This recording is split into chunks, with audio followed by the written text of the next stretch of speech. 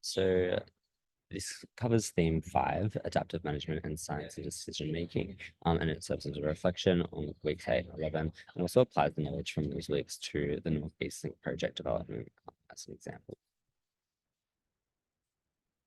So adaptive management is an iterative, flexible approach to environmental management. It allows us to kind of learn through monitoring and respond to changing conditions, because it's got clear goals, but these goals are able to evolve over time, and the aspects of the monitoring plan are able to change over time based on the results.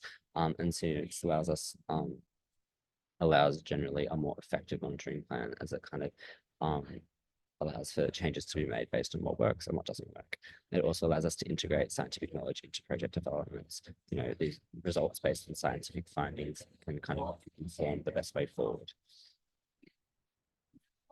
The Northeast Link project provides a really useful example for adaptive management in an environmental management context, through the kind of procedure that you go through for an adaptive management plan.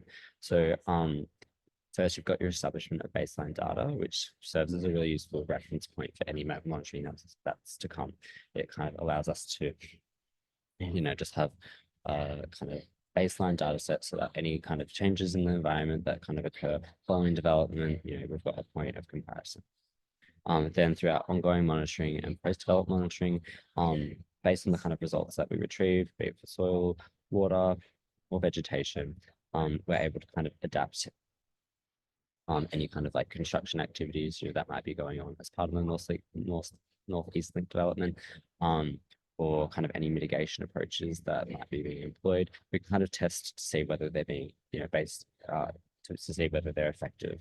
The results might indicate that like certain mitigation strategies aren't working. For example, like revegetating a nearby area to kind of stop runoff, but to capture contaminants. But results might show that that's not working, and therefore you kind of update your management strategies, update the kind of way that you're doing things to make sure that you can get the most effective results. So there's a few challenges that are involved with adaptive management, though. The first is that the complexity of environmental systems, and that in combination with the kind of large scale of the Northeast Link development project.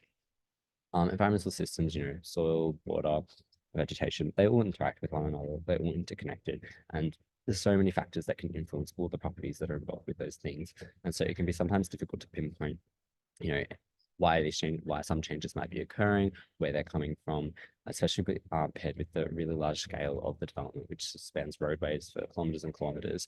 There's a lot of ground to cover, a lot of sampling to be done, a lot of assessment to be done, and a lot of sources to be identified. And so, that can be quite difficult in kind of like trying to work out how you can update your management program based on the results that you're finding. A really key concern is the appeasement of a variety of stakeholders who have differing priorities, because this can complicate the consensus on decision making. For example, you might have a community group that might have, they might have identified an issue that they have seen, like maybe this kind of uncontrolled runoff or inappropriate disposal of waste material, something that someone's seen, and they might,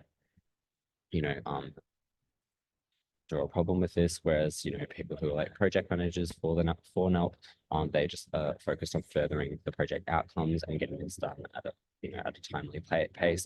And so these two groups aren't necessarily going to see eye to eye on matters, especially as results come out from monitoring rounds. And yeah, exactly.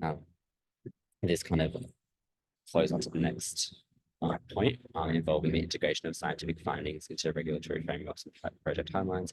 Again, different stakeholders are going to be focused on kind of getting the project done as quickly as possible. They're worried about meeting timelines, whereas other stakeholders, like the scientists undertaking the monitoring, or the community, they may want the scientific findings to be incorporated. But what kind of often occurs is there are not overly stringent kind of obligations for scientific findings to be incorporated.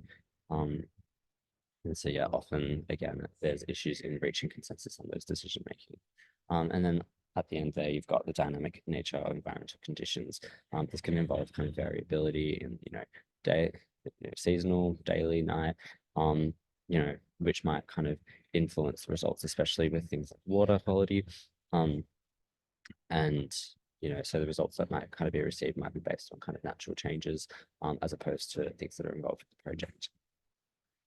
And here I've kind of drawn up a provisional kind of adaptive management plan that kind of just like, overarches the kind of different objectives and different kind of stages of an adaptive management plan that you might see for something like the Northeast Link project. So first you've got the establishment of clear goals, which is a really important starting point for the construction of an adaptive management plan. So we've got minimizing environmental impact, which is the most centrally important factor. And then also I put here community engagement, because community that surround the development are those who are most likely going to be affected by any kind of environmental impacts or kind of project outcomes. And so they really should be central to the decision-making process. So it's really important that they're considered. Then in the adaptive management plan, we've got the collection of baseline data, which, as we discussed, is a really good reference point, a really necessary reference point, I should say, for any further monitoring that's to come. Then the establishment of monitoring framework and stakeholder engagement. And these two kind of combine to form the iterative assessment, because based on, the results of monitoring rounds or concerns raised during, community engagement or other stakeholder engagement, this allows us to kind of, the kind of updates that we make to our adaptive management plan are often based on results, whether or not mitigation strategy is being effective, or, any concerns or grievances raised by a stakeholder, which need to be corrected in an update to the adaptive management plan.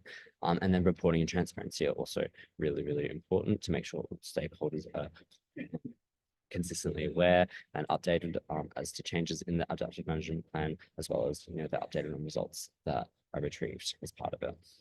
And then lastly, I put evolving goals on the basis of challenges and opportunities encountered, which again is just really important to be able to kind of meet the changing requirements that might be occurring, and adapting to different circumstances. Thank you.